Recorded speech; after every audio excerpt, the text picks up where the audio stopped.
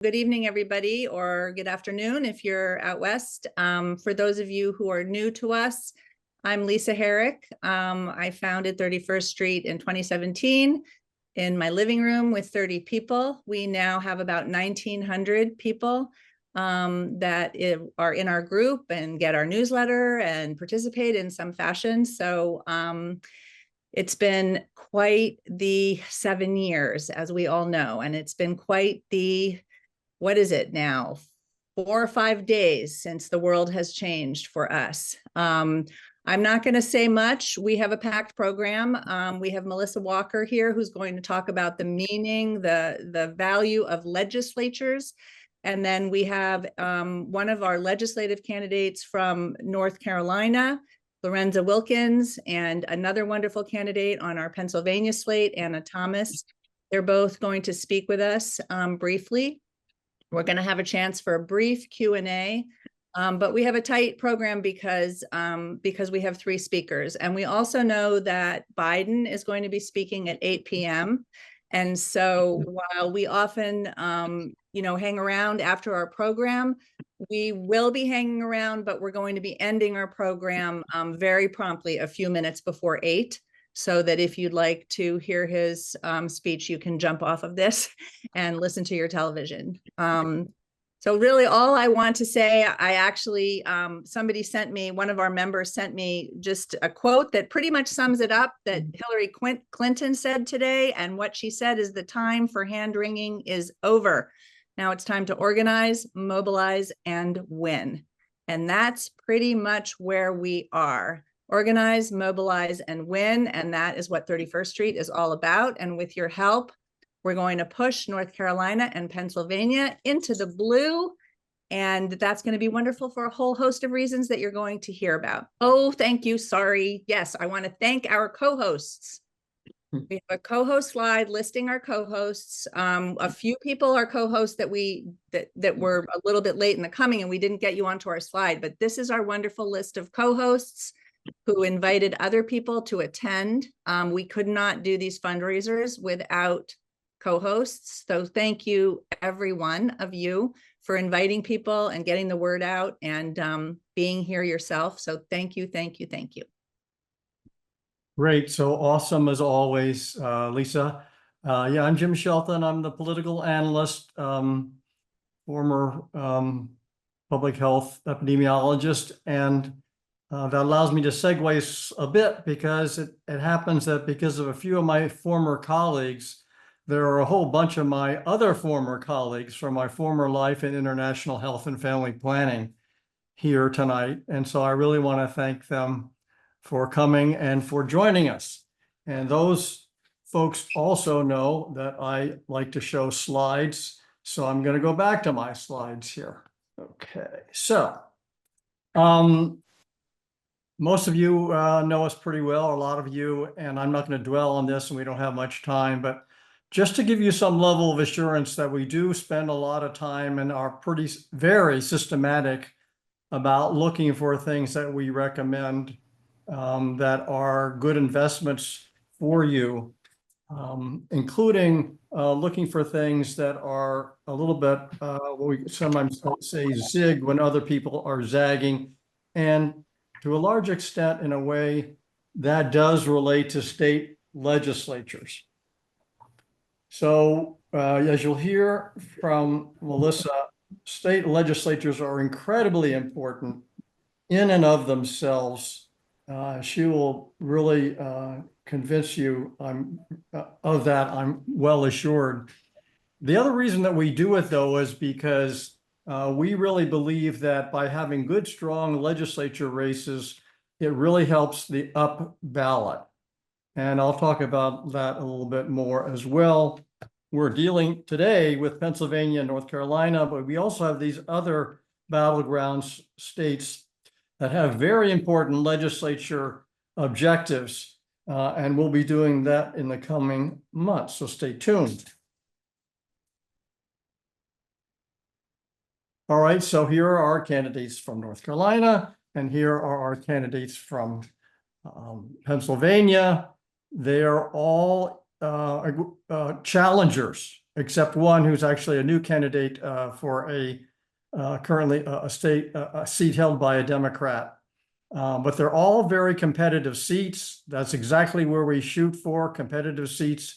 And we do almost all challengers because incumbents have much more able to raise money.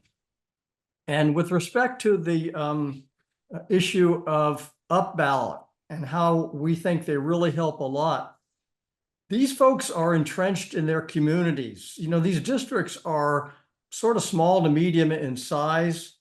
And, you know, they know the people in their communities, they're established there, and they have the ability to kind of reach out that other candidates up ballot just don't. And these people, they knock doors like crazy. I can tell you that's part of the ethos, and you'll probably hear that today. So that's a lot of why we think that they turn out people that otherwise wouldn't vote. And we really need that, especially this year. I will say, just point out, Lorenzo Wilkins is going to be talking in a minute. And also Anna Thomas is going to be talking in a little bit more than a minute. And there may be one or other of them on the call as well. So one of the things, again, to make the case for this sort of up ballot is that we have what's called nesting. So candidates will be nested their district within another district and so forth. So for example, we have in North Carolina, 2 of our candidates that are nested within a very important U.S. congressional district. It's a little bit blue leaning, but definitely competitive. And then also that's for the statewide candidates. And you folks in North Carolina know you've got a whole bunch of statewide candidates, including Kamala Harris, and a really good set of candidates. And, you know, this is how we're going to win. Likewise, in Pennsylvania, one of our candidates, Sarah Agerton, was at our monthly meeting on Sunday. Her district is within the U.S. congressional district of Janelle Stelson, who is running against the odious Scott Perry of January 6th fame, trying to overthrow our government. And of course, then that leads us to the statewide candidates that are also on the other eastern part of the state. Anna Thomas, who we're going to hear from today, her district is actually within that of Susan Wild, who's an incumbent, but always a very, very competitive district, and she needs all the help she can get. So we're really glad to sort of have this additional consideration for when we're deciding on the which candidates to support. So our goal for today is $280,000. As of a few minutes ago, we were actually at $185,000. Because what happens is that a lot of people contribute ahead of time, a lot of our co-hosts and so forth. So we're actually in pretty good shape, maybe very good shape. And it wouldn't hurt actually if we do more than 280,000. So with that, I'm going to turn over to Melissa Walker from the States Project to inspire us. No pressure. Thanks, Jim. I'm actually at an event in New York, so I'm doing this from the host's bedroom, and I hope you can't hear too much of the din outside, but I'll be speaking to you all, which I'm very happy and excited to be able to do, and then popping out there. Unfortunately, I won't be able to hear from the incredible candidates you have on tonight, but I do know that they are 2 candidates who are also in the States Project's tipping point seat maps. So it's really wonderful to have them on tonight. So I just want to talk about state legislatures because I believe that state legislatures are the strongest force for change in this country. And this comes from someone who came from the world of children's books. In the fall of 2016, I was writing young adult and middle grade novels and working in teen magazines in New York. I grew up in North Carolina, and I had no idea about state legislatures, but I was lucky enough to attend a holiday party where then New York State Senator Daniel Squadron was speaking. And what he said turned my world around because I started to understand that everything that I was worried about domestically and everything that I cared about was being decided in state capitals and not in Washington, D.C. From education funding to environmental policy to healthcare to civil rights to the core of our democracy, voting rights, and of course, gerrymandering, the drawing of the district lines that decide who goes to Congress, all in the hands of state lawmakers. And I connected the dots on some things that hadn't made sense to me, like the bathroom bill, which first passed in my home state of North Carolina and then passed in 20 some other states, and the stand your ground gun laws, which started in Tallahassee and let Trayvon Martin's murderer go free and then passed in 26 other states. I started to realize that was Raleigh who did that, and that was Tallahassee. And those are state lawmakers whose names I don't know. And those things happened under an Obama presidency. So I started to realize that maybe there were other places besides Washington, D.C. that needed a spotlight. I also learned that from 2010 to 2016, Democrats lost nearly 1,000 state legislative seats as we stared at the White House and felt really good about having elected Barack Obama. And in those states where the right wing took majorities in state houses and state senates, they made people's lives bad. They defunded education. They put in right to work laws. They gutted environmental protections. But people didn't say, oh, that must be my state senator, my state house rep, let me go talk to them, because most people have no idea who goes to their state capitals for them. And I will admit that in the fall of 2016, when I heard Daniel Squadron speak, I had to Google who is my state senator on the way home, and I had never heard of him. I did not have eyes on Albany, even though I thought of myself as a very well-informed person, because I had been trained to focus on Washington, D.C. But there are 50 mini Congresses in this country, and they are where policies pass and lives are improved or made worse.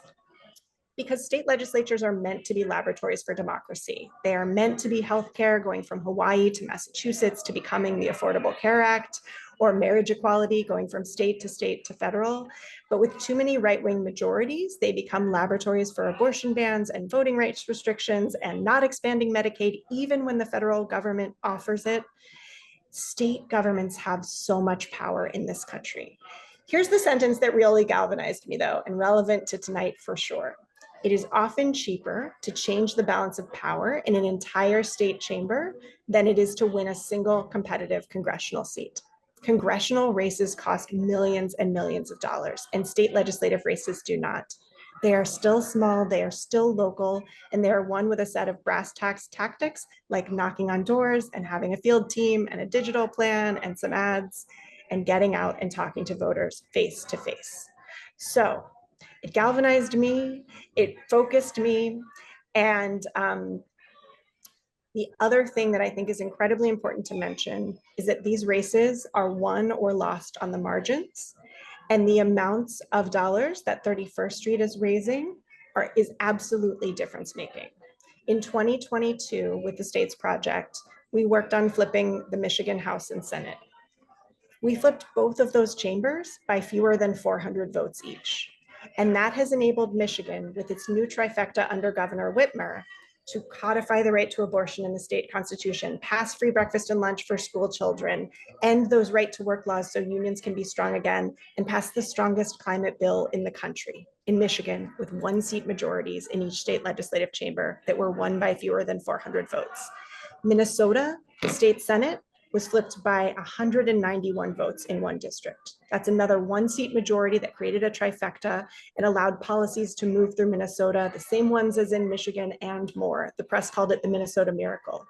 And in Pennsylvania in 2022, we were able to help flip the state house. Now, you all talk about Pennsylvania a lot, I know, and you probably know that the state house was flipped when 12 seats shifted, and the final seat was won by 63 votes. This is the place where you can absolutely see what one Zoom like this can do.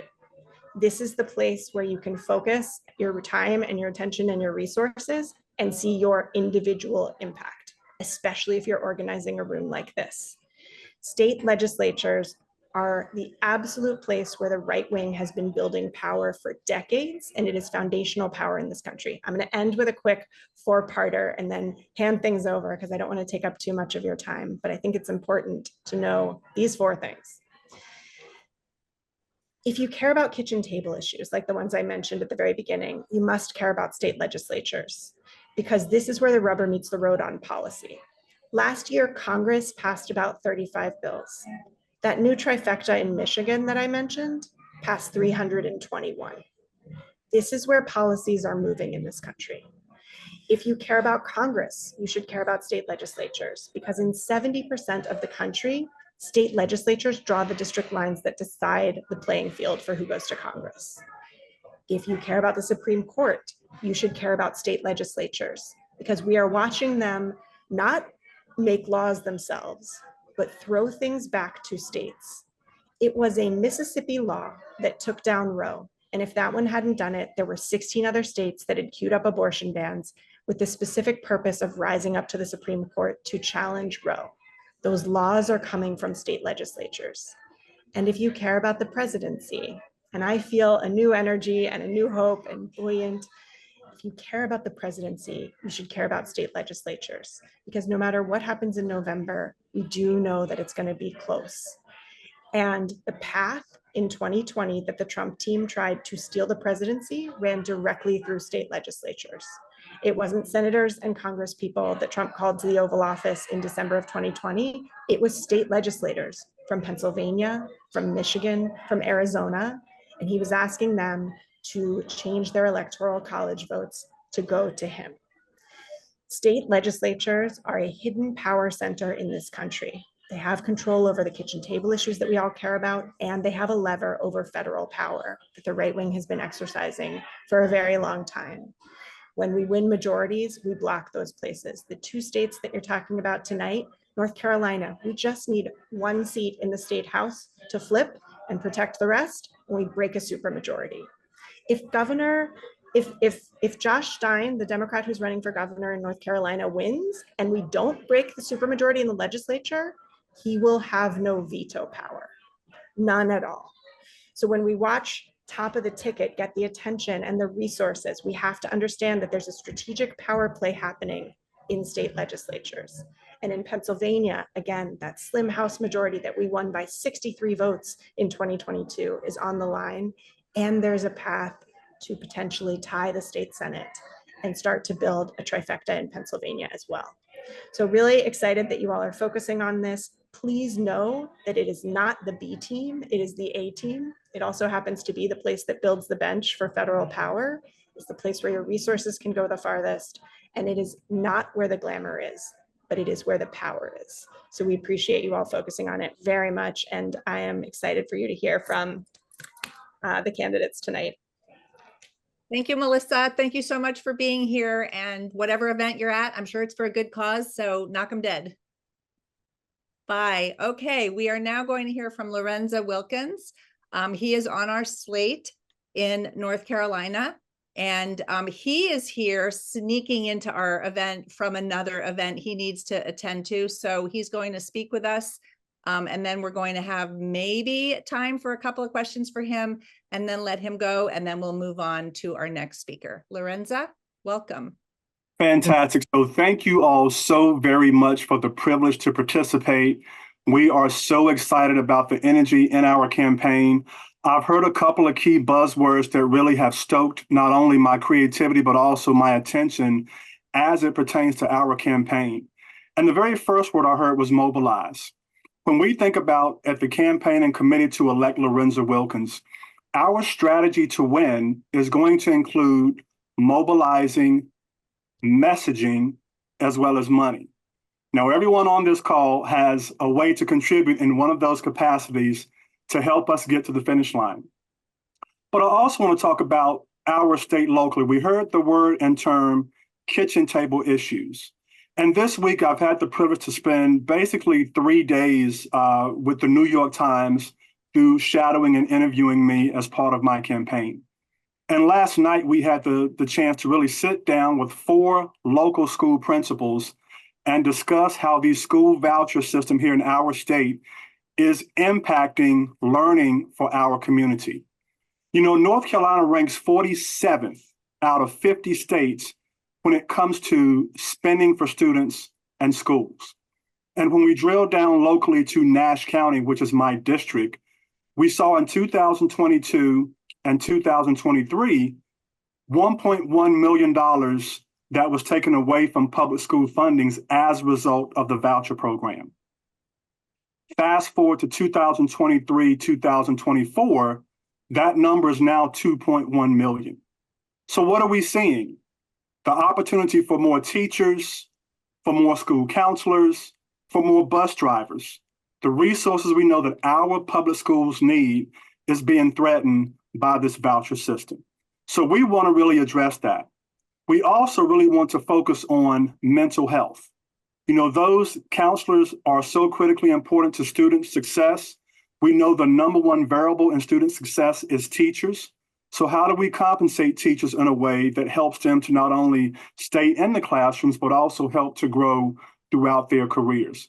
We really want to focus on those issues here for House District 25. We're also really engaged about the chance to support small business. You know, small business is an area that really grows our economy across the nation and resonates with every demographic. And there are too often situations where those who are entrepreneurs either do not have enough access to capital, or because they may be underserved or considered marginalized, they may not even have access to funding at a bank that may include funding to grow or expand their business. So we really want to focus on those efforts. We're hearing from those that we knock on doors. Hey, I want to start a small business. What can you do to support me? And we really want to help them to understand how to connect to those resources. Another part of our campaign that we really are hearing a lot about out on the trail as we canvass is having support for those reproductive rights. I heard a comment earlier, and it is not up to me. It is not up to a government official to determine what a woman wants and sees best as the right for her body.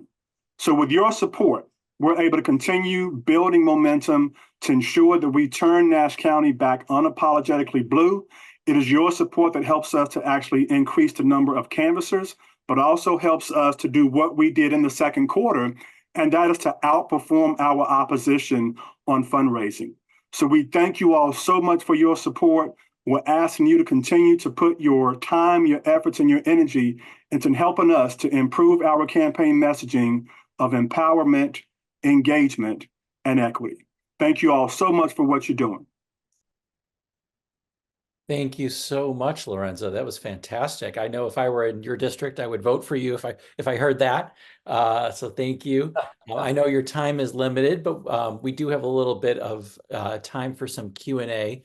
A question just came in the chat. Can you tell us a little bit about your background before you decided to run? Absolutely. So I am a 30-year veteran of working in the private, the public, and the social sector. Started out working in the tech industry in the early to mid 90s for IBM, Motorola, and Cree Research. I then, because I was married and a father of two, decided to take on a position for a Fortune 200 corporation at CSX. Started there as a conductor, worked my way up to locomotive engineer.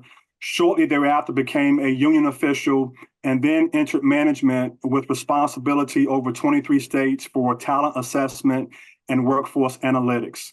In 2015, I was there for 17 and a half years and had the opportunity to really take my passion, which is servant leadership, and help support a couple of local nonprofits, one that supports students who were looking to get into post-secondary, gain a work-based learning certificate, and help them prepare for success in the workplace.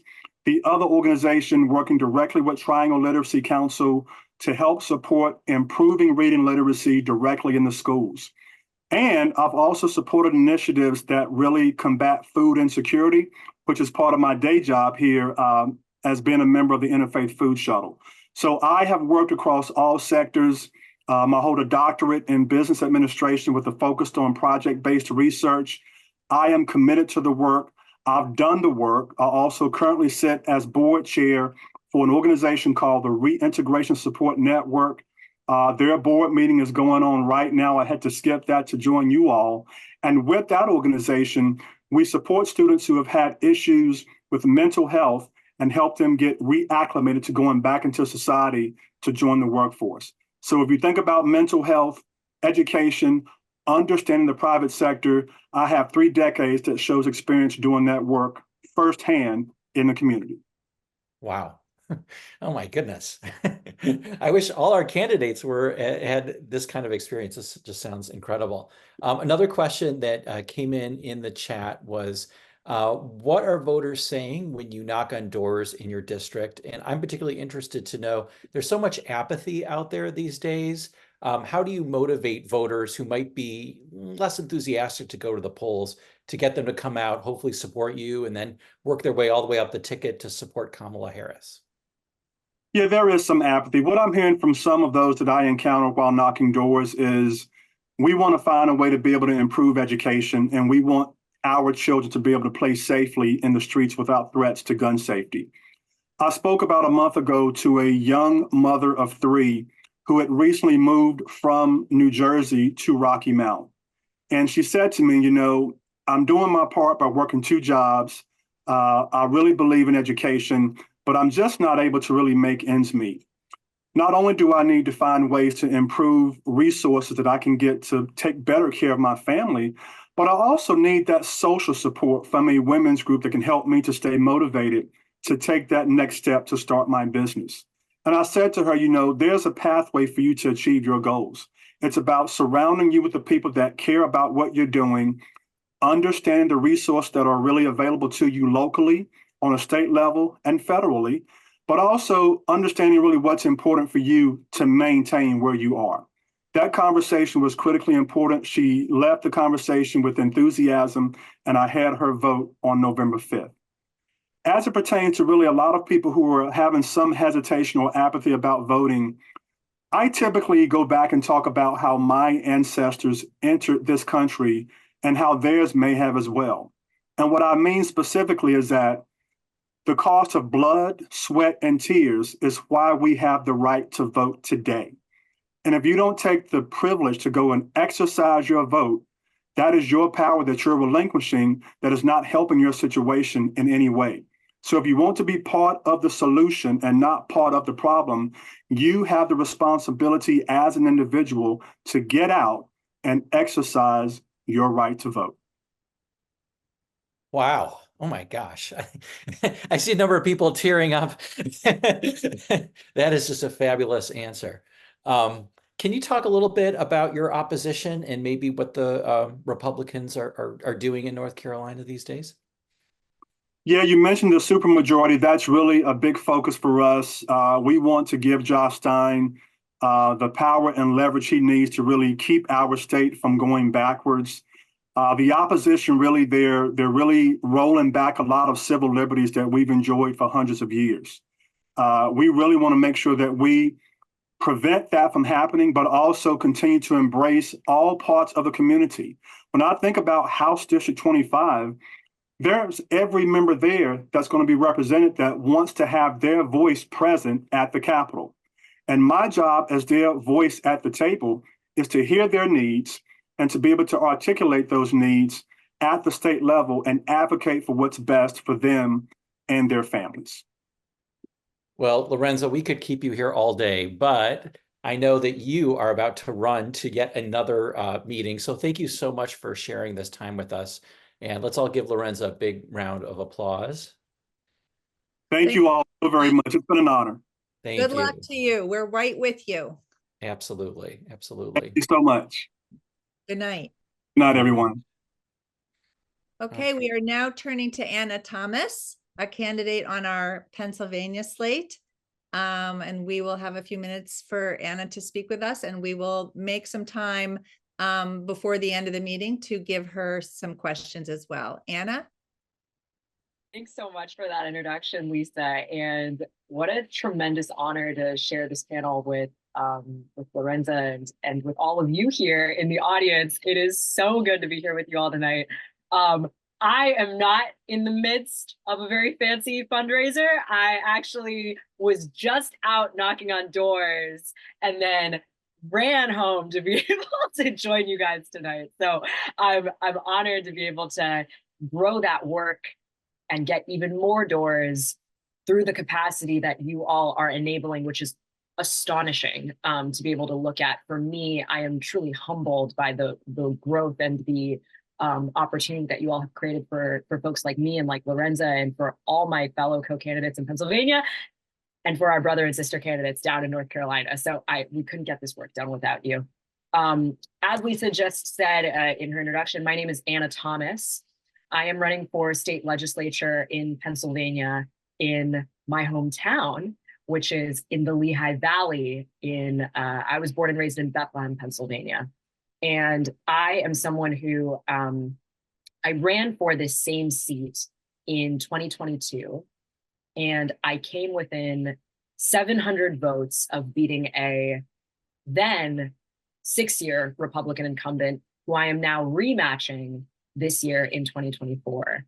And what's exciting to me about my race, and I'm happy to share whatever questions come up in the chat, but I'm someone who, what brought me into this work for public service is I'm a K-12 public school student and graduated from schools that I would represent when I'm elected as a state rep.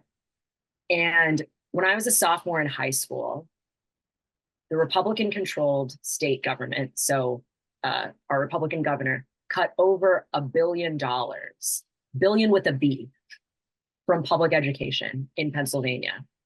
And the direct consequence of that budget cut was that there were mass furloughs across the entire state. And among the teachers that were furloughed was my favorite teacher, who was my 9th grade English teacher. Mrs. Ott was furloughed. And when that happened, I started going to every single school board meeting, and I threw myself completely into advocacy for my teacher to be able to keep her job. Was ultimately unsuccessful, unfortunately, in that mission. But what that did teach me was the importance of state and local government in impacting your day-to-day quality of life, as all of the speakers before me have mentioned. And, Pennsylvania, what's unique about Pennsylvania is that we have the greatest education inequality in terms of what our state budget will fund our poorest school district versus what we fund our wealthiest school districts in Pennsylvania. The gap between the equity across our school districts is the widest of any state in the country. And so, to me, I take this work very personally because, as I said, I would represent a school district that I graduated from myself, and that school district remains in the bottom 20% of fairly funded school districts in Pennsylvania. So, and of course, that combines with the fact that never imagined that we would have to fight for our reproductive health care at a state legislative level, right? And here we are post-Dobbs, having to make sure that folks in my district have basic health care and quality of life, and frankly, the ability to keep the government out of their family planning decisions. So, and I take that very, very seriously, because when I'm elected, I would be the only woman under the age of 30 serving in any part of state government in Pennsylvania. So, I am hopeful that this year, in a presidential election year, with all of your support and with support from across the country, Pennsylvania, the way that my district goes and the way that Pennsylvania goes is the way that the country goes. And you all know that, and that's why you're here tonight. But I'm so grateful that we are all going to be able to flip the seat this November and be able to get it across the line. Thank you. So before we do Q&A for Anna, we're just going to turn to one of our very active members who's going to talk with you about donating, and then we're going to go back to Anna with Q&A. Feel free to put your questions in the chat for Anna, and we'll come back to her in a couple minutes. Tom? Good evening, everyone. Wow, what an opportunity to support North Carolina and Pennsylvania. My wife, Laura, mechanic, and I are new members this year. I will tell you, Anna, we had no idea what an incredible organization, a grassroots organization, 31st Street is. It continues to be a great pleasure. Thank you so much for being here. Thank Melissa for her energy and insights, for Anna and Lorenza for their election readiness. It's incredibly inspiring. Thank you. We, the members of 31st Street, will not let you down. Do I have this right, everyone? Come November the 5th, with the 31st Street leadership, we will empower democratic victories across the United States. I think we're going to see a federal trifecta: the presidency, the Senate, and yes, the House. Scott Perry, adios. But for a moment, I love the time travel. So let's go back to 1772. One of the original grassroots, Anna, Thomas, let's just do this ourselves. Benjamin Franklin. He invents in 1772 a method to solve difficult problems, a process he calls, and I love this name, moral algebra. 1776, he's in France. He's trying to birth our new nation, and he's put moral algebra hard at work. First, identify every pro and every con a problem presents. Then assign each a weight. At each step, reflect long and hard. He calls this technique marinating. And voila, a solution presents itself. Franklin understood that moral clarity is essential to achieve the noble aims of politics, and that the key to moral clarity for him is moral algebra. He also understood that politics is improvisational because life is fluid, circumstances change, and we all know this to be true. During the next 3+ months, we are compelled together to marinate, improvise, and contribute like our republic depends on it. If we keep our eyes on Jim Shelton's strategy, win the swing states, we will secure a federal trifecta and those state legislator wins in PA and North Carolina. But the time has come. I ask you now to define your political legacy, to give tonight like your republic depends upon it. And as always, within your means. As the stakes of this political contest have doubled and tripled, our own 31st Street contributions have followed suit. For this fundraiser, Laura and I pledged $15,000. And now we're so inspired by the good works of Melissa and Anna, thank you, and Lorenza, that we are going to increase our contribution to $20,000. But we know the imperative is not the amount, but how we respond to this insistent better angel that's ever at our ears. So I'm asking you, will you join us in digging deep, as deeply as you dare, and let Benjamin Franklin's moral algebra be your guide? Thank you. Thank you, Tom. Thank you very much for all your wise words and for your help and contributions.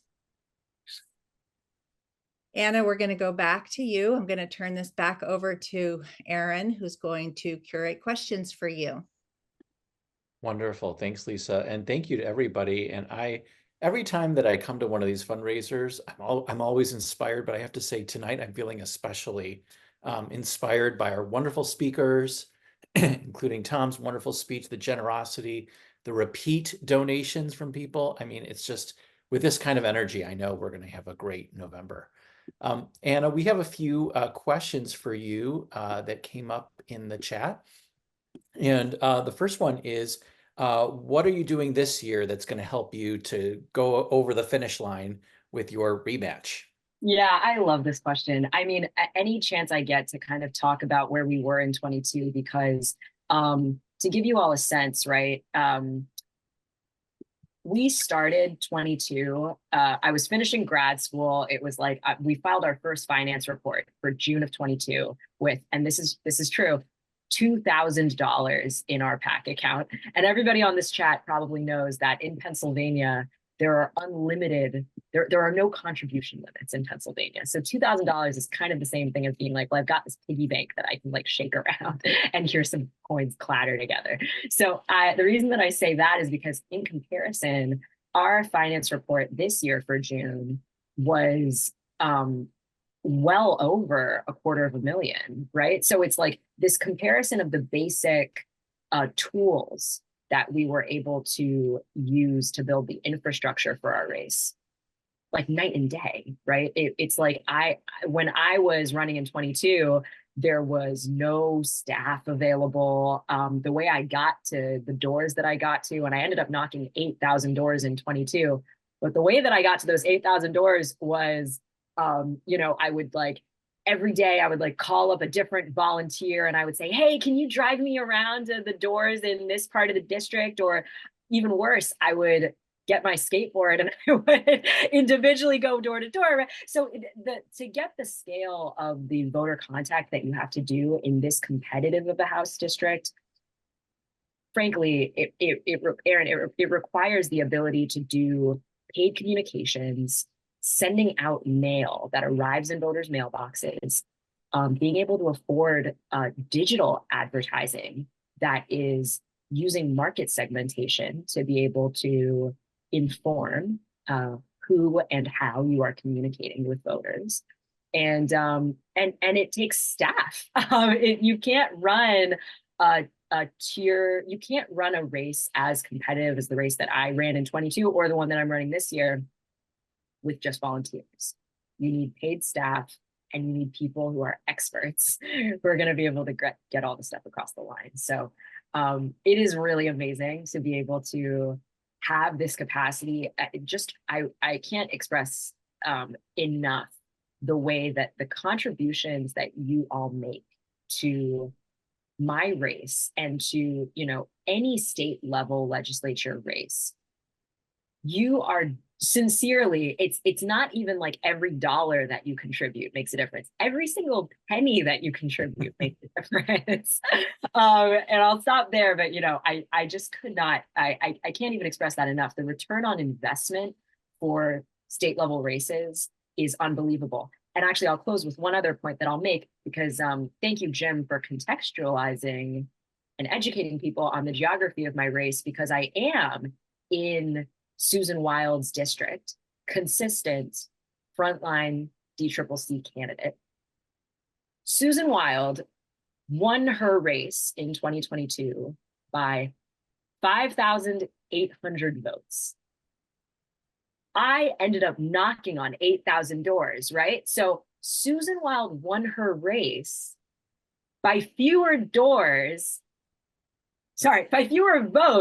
than doors I knocked, right? So it's like, you can really see the concept of this up ballot impact that you can drive at a state level race is just, it's not abstract, it's not theoretical for us. It's very concrete, and it's important for all of us to be able to not just win Susan's race, but also win Bob Casey's race and also win the president's race. That's a great answer. Another question, Anna, that came up is, are economic issues at the top of the list in your region? This one person says she was on a Zoom with young people and she heard that economic issues were top on their list of priorities, whereas abortion ranked about fourth. So she was curious, what are you hearing when you knock on doors, and with young voters in particular? Yeah, with young voters, I think housing is absolutely the top core issue that I hear people talk about, which is connected to those economic issues. I will say reproductive health care has been and will remain the predicate around for us to be able to beat my opponent, who is someone who has voted to ban abortion in Pennsylvania. It requires that we establish a predicate on my opponent that he is someone who has voted to ban abortion in Pennsylvania. the reason that that is so crucial is because we've seen Shapiro, Fetterman, Dan McCaffrey, who just won his election for Pennsylvania Supreme Court, sweep my House district with funding and with staff and with budget, right, and with communications. That core messaging around protection of your own right to make your own reproductive healthcare decisions is what really takes those candidates across the line, and it's what's going to take us across the line. And also, it's a both and, right? Because fundamentally, the reason why reproductive healthcare has to be preserved is because it rapidly becomes an economic issue and amplifies and illuminates economic disparities that make it impossible for people to live in the district and achieve the high quality of life that they could be having, right? So absolutely, I think, across the board, these are things that they're interconnected, they're intersectional, and it's going to be something that I would say 50-50, to answer another question that I saw in the chat. When I'm out canvassing, I see people, I'm having about equal measure, both conversations of people who want to talk about both issues. Great. Another question that came in is, how has the change at the top of the ticket with Kamala Harris, how do you see that affecting your race? Do you think that makes people more excited, more likely to vote? What are you noticing in these very early hours? Yeah, I love that question. You know what? I think it is, I appreciate that disclaimer. And I think that is so important to just remain observant and see what ends up actually developing with that, Aaron. I will say, prior to this point, there was a real concern around depressed voter enthusiasm for this election, right? And kind of the long-winded answer I would give here is that every time I would go to a door, the conversations I would have would be about state and local issues. And if voters, developed enough of a rapport with me to get to a place where they trusted me enough to talk about how they felt about national issues, it was always concern, right? Whereas now in only the past 3 days, so I can't, this is not quite a longitudinal study yet, but it's very different, right? And I think that above all, what I would say to this, and this is the important context that we all have to consider, is the fact that there is there's very little voter education around when elections happen, right? So in Pennsylvania is a state where we have an election every single year. And not just every single year, but twice a year, every single year, because there's a primary election and there's a general election. I promise you, most of the voters that I am talking to, the only election that they are aware of is the general election of a presidential year. So most Pennsylvanians that are, living life and taking their kids to soccer practice and working 2 jobs are only aware of 1 in 8 elections that are happening in their communities. And so why that's important is because the natural downstream effect of that is that most people do not even know when state and local elections are happening, right? Let alone even that there should be a candidate on the ballot that they should be turning out for, to show up for, right? People are more likely to show up to vote for a presidential election than they are to even have heard of Anna Thomas running for state house, right? So what I would say is that there's a huge relief to the fact that now there are people who are more likely to go to the polls because they're inspired and energized to be able to do that. And when they do that, that's going to create the environment for me to be able to do my job and be able to flip my seat and actually make meaningful reform for them at a local level on quality of life issues. So I hope that that's what we're able to do. And so far, the conversations have reflected that. Knock on wood. Wonderful. Well, Anna, we thank you so much for joining us tonight. Let's all give Anna a huge round of applause. So we are bumping up against our closing time. So if people have other questions, I believe Jim is going to stay on a little bit past our closing time, but I'm going to turn it back over to Lisa. And I'm just going to thank everybody once again. I mean, people have been donating up a storm, and I think it's because our speakers have been incredibly inspiring. and because you know how important this is, and because everybody has a lot more energy this week than they had last week. So yay, it's wonderful. I was gonna suggest that we all sort of have a little group scream, and then I decided it would be much more appropriate just to have a little group, like inhale and exhale, like we're finally sort of on the top of that hill that we've been bicycling up for months and months and months, ready to drop. And we're getting over the crest, and we're going to build momentum and go all the way to November, and we're going to win a trifecta. I feel really good about it.